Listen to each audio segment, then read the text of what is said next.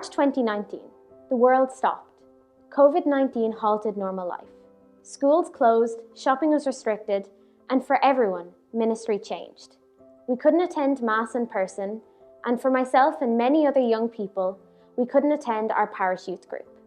We were no longer able to gather in person, so we moved online. These changes were enabled by the Diocesan Safeguarding Committee. Thanks to them, we could return to a new normal. Safeguarding is not just a set of policies and procedures, but it is something that is lived in a very real way in our diocese.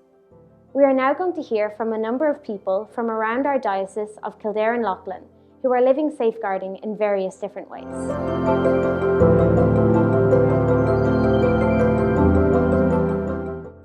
So thank you, Bishop Dennis, for joining us today. I would just like to ask you, what does Safeguarding Sunday mean to you? Sarah, many thanks for talking to me today about safeguarding. I'm delighted to be here with you in the Parish Centre at Newbridge. This is the third year, Sarah, that we're having Safeguarding Sunday designated in Kildare and Leighlin Diocese. It's on Sunday, the 19th of September, at all our Mass, the vigil before Saturday evening, and all our Masses throughout Sunday morning, and some churches on Sunday evening. We will focus on the safeguarding message that is core to the life of every parish. You're involved in Amadeus. The involvement of young people in different aspects of church is critical to us. If young people are not involved in church, the church struggles and the church becomes poorer as a result.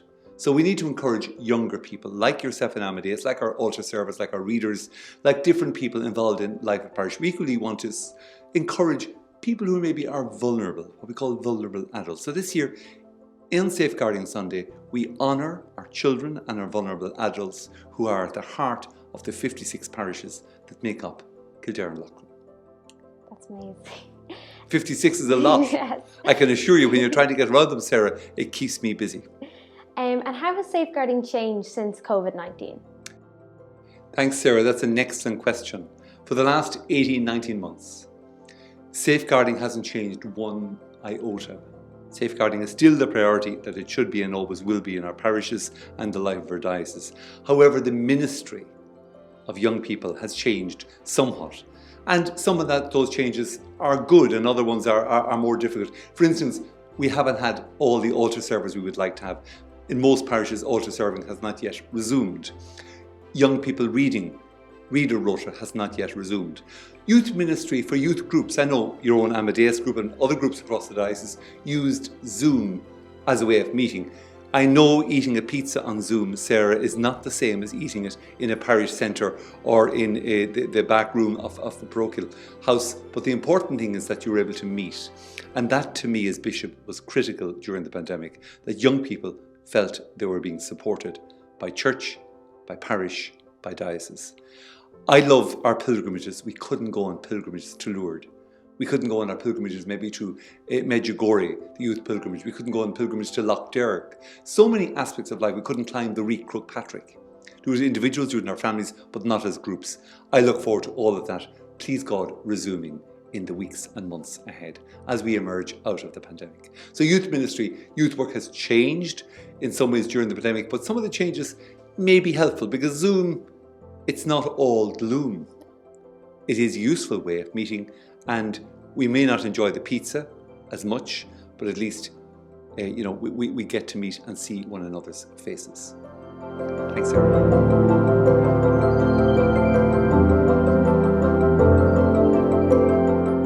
So more, how did you connect with the church over the last 18 months? Well, through technology, Sarah, mostly, because we couldn't go to the church. So I became a Mass tourist. I watched Mass in various parts of the country and in our own diocese as well. And did you find it difficult using technology to connect with the church? Did you find it very difficult or challenging? No, I didn't. Well, we were lucky that we had a webcam in our parish church, and I was able to look at it either on my phone or on my tablet. And then, of course, Mass was on a daily basis on the television. But I wouldn't be very technical, but I managed that.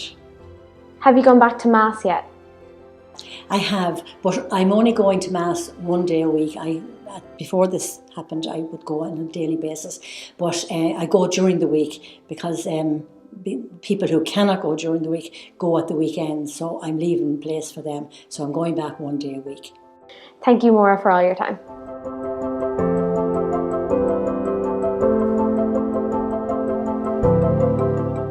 Marguerite, you're the chairperson of the Safeguarding Committee. What is it that the Safeguarding Committee do? Well, during the past year, the Safeguarding Committee has been quite busy in spite of the pandemic. When COVID struck, we moved from having in-person meetings to meeting online using Zoom. And the first thing we would have done then was to send out the Diocesan Safeguarding Audit to all the parishes. And I'm delighted to say that all 56 parishes in the diocese have responded to that and sent back their information to us.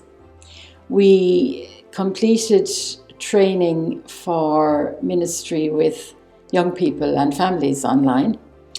And then we went on to do training in relation to safeguarding vulnerable adults, and all that was involved in that. And we are currently working on updating our diocesan policy on safeguarding vulnerable adults, which will be ready later in the year.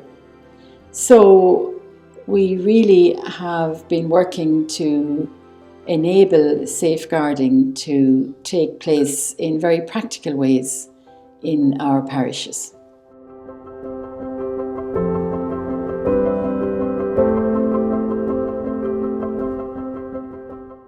Trish, you're a safeguarding trainer in our diocese. What was the biggest challenge for you during COVID-19?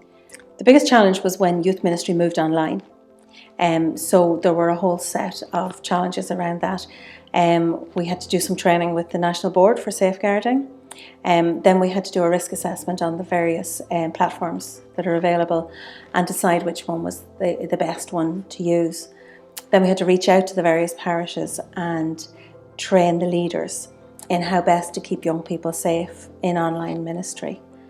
So there was a whole series of challenges there. And as a youth leader and minister yourself, did you find it difficult transitioning onto online? I'd be a bit of a dinosaur when it comes to using social media and anything, to be honest. So I had to develop a new skill set. But once we got to know the best platform and how to use it, and did some training with that, we managed, and it was good. It was good to use that medium to reach young people.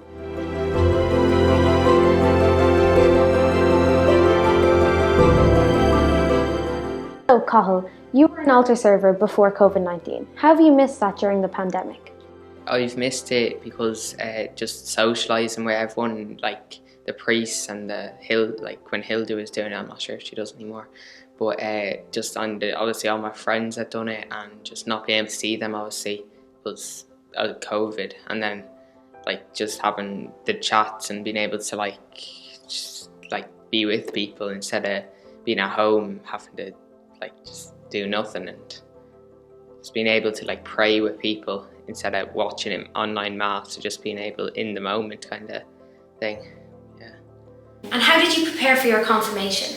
We were doing bits of work in our school, and there was a few videos from the bishop and just the bishop that we watched just to prepare and stuff like that.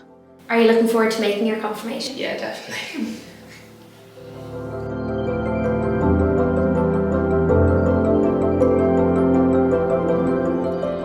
So Father Micheál is Parish Priest in Mount Mellick.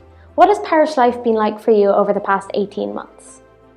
Sarah, as priests, like many others over the last 18 months, our lives and work have met a whole series of new challenges.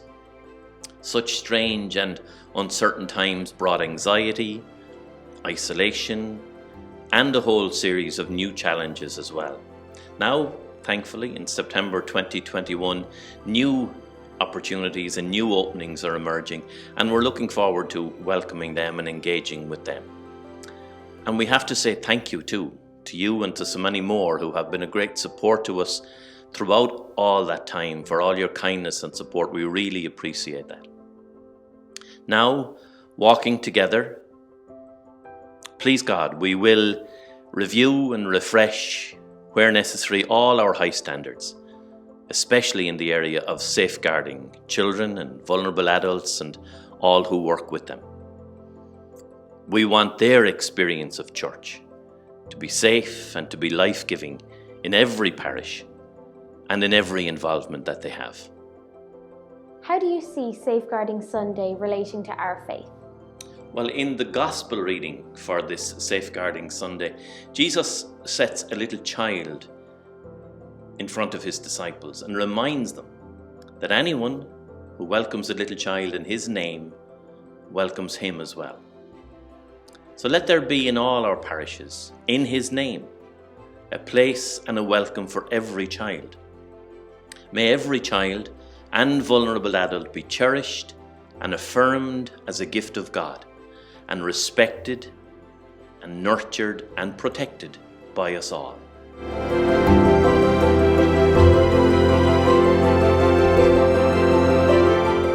So Kathleen, you're the Director of Safeguarding in our diocese. It's a brand new role. What is it that you exactly do? Okay, so I'm in the role of Director of Safeguarding since April of this year. And as you say, it's a new role. There's two strands to the role. One is as a member of the Safeguarding Committee. So I work along with that group, and Margarita would have spoken about that earlier on. The other part of my role is as a designated liaison person. So in each parish, people may be familiar with the signs and the number for the DLP. And so as DLP, if somebody has a concern about child abuse or a vulnerable adult abuse or any elder abuse issue, they can pick up the phone and call me. So that could be the local safeguarding reps or the priests or a member of the community if they have any concerns. So they're the two main strands of the role. And in your role, what is the importance of Safeguarding Sunday?